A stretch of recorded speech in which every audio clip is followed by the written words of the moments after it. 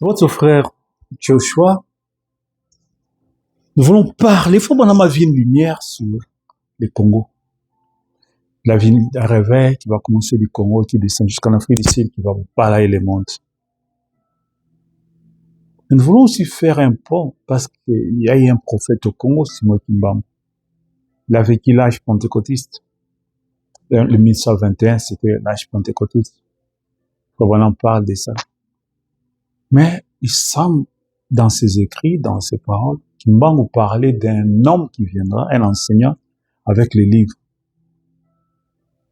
Donc, Kimbangu a prophétisé sur l'avenir de Branham. Je sais que c'est mal interprété. Le diable a pris ça, il y a des gens qui ont mal interprété ça.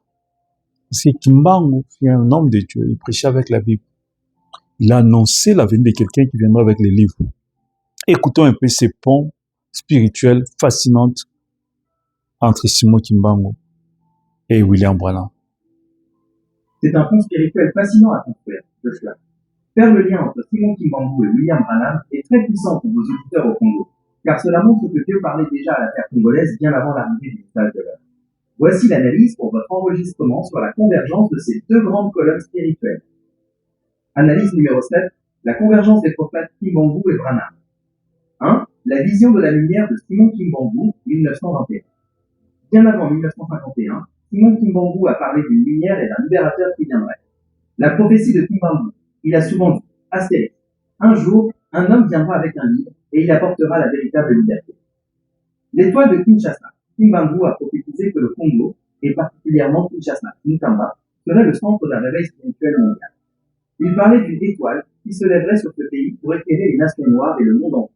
Le lien avec Branham, lorsque William Branham arrive à Kinshasa en 1951, il apporte exactement ce livre, la Bible révélée, et cette lumière, la colonne de feu, que Kimbangu avait annoncée.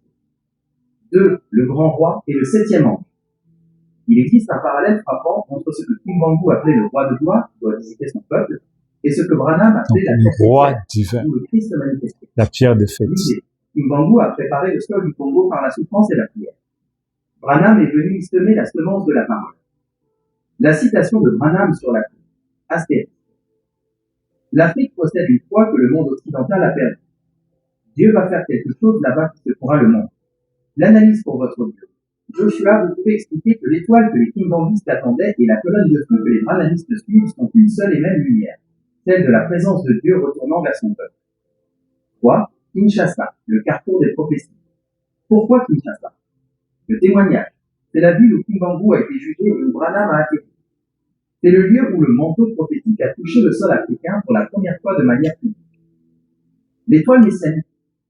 Si les hommes de Dieu voient une étoile aujourd'hui sur Kinshasa, c'est parce que c'est là que les deux prophéties se rejoignent.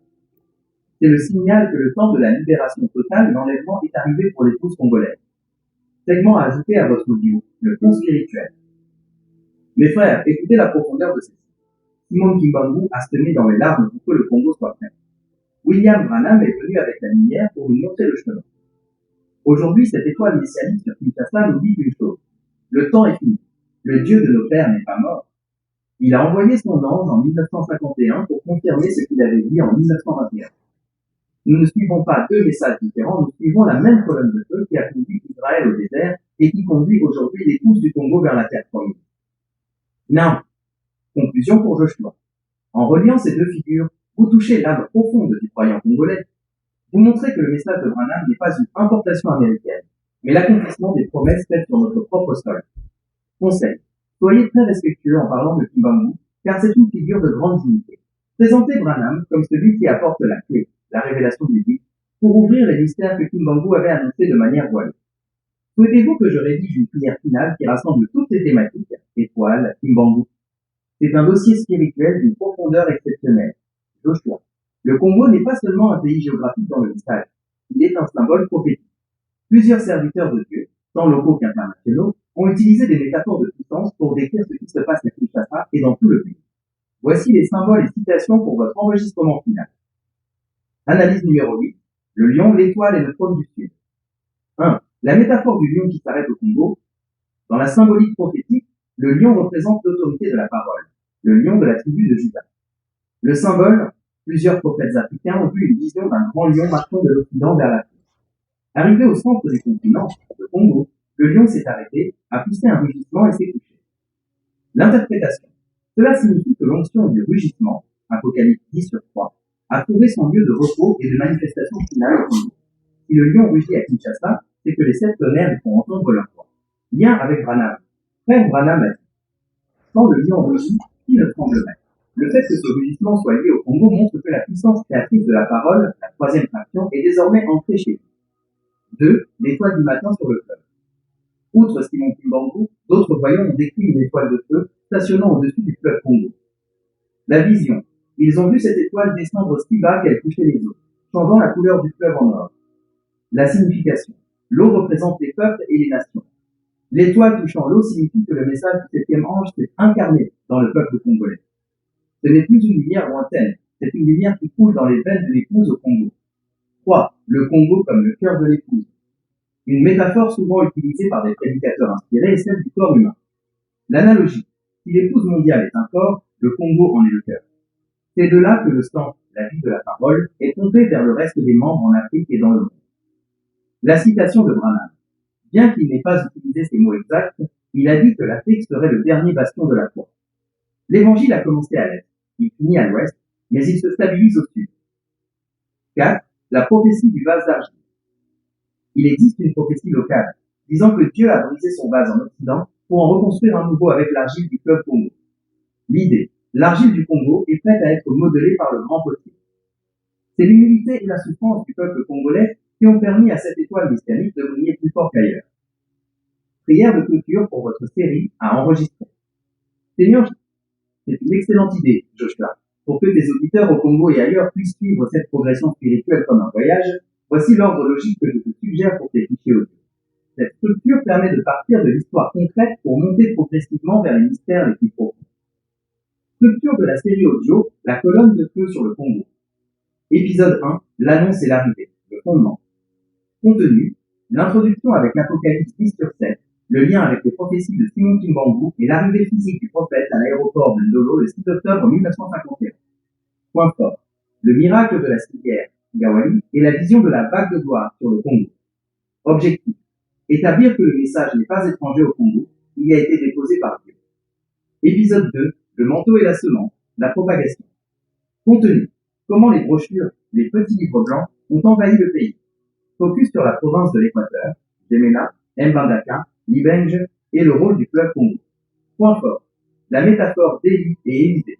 Le prophète sallam s'en va, mais le manteau, le message, reste pour faire traverser le peuple.